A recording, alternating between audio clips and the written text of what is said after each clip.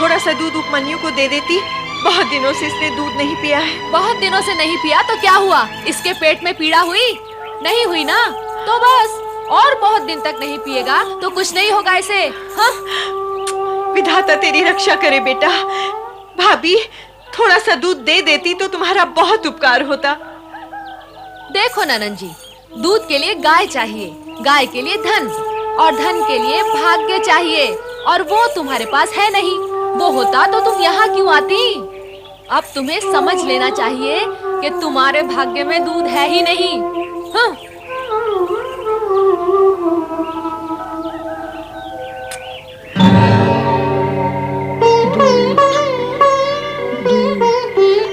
मुझे दूध चाहिए। दूध, दूध, मुझे दूध दो माँ।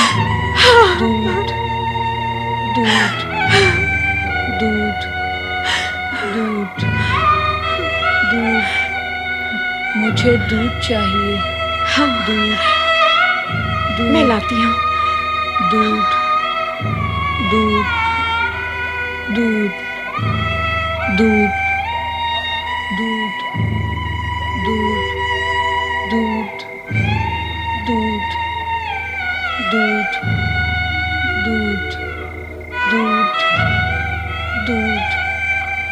दूध, दूध, दूध, दूध, दूध, दूध, दूध,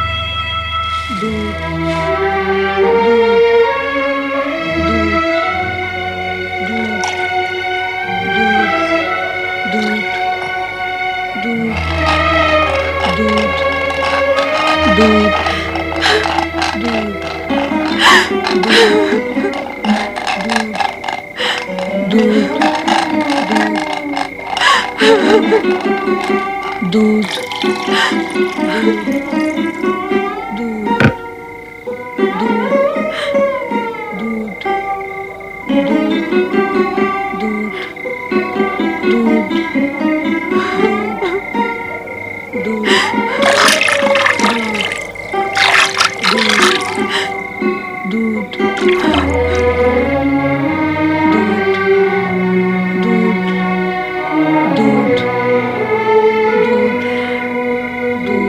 पुत्र उपमन्यु, उठ पुत्र।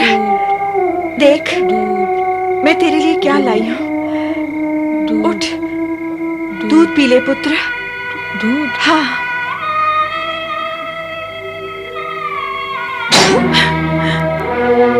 क्या दिया माँ? क्या दिया तुमने मुझे? यह दूध नहीं है। तुमने क्या किया मेरे साथ? क्यों किया ऐसा? बोलो क्यों किया ऐसा?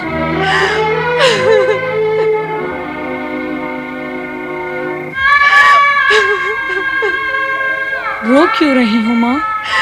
अरे पुत्र, तेरे और अपने भाग्य को रो रही हूँ पुत्र।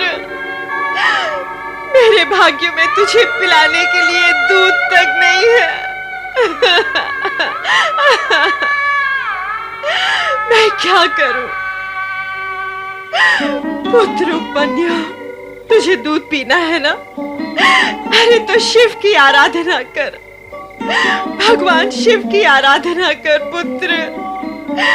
वे तुझे दूध का सागर प्रदान करेंगे।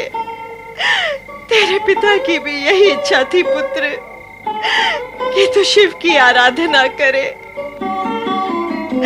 शिव की आराधना कर पुत्र। सुन रहा है ना मैं क्या कह रही हूँ? शिव की आराधना कर।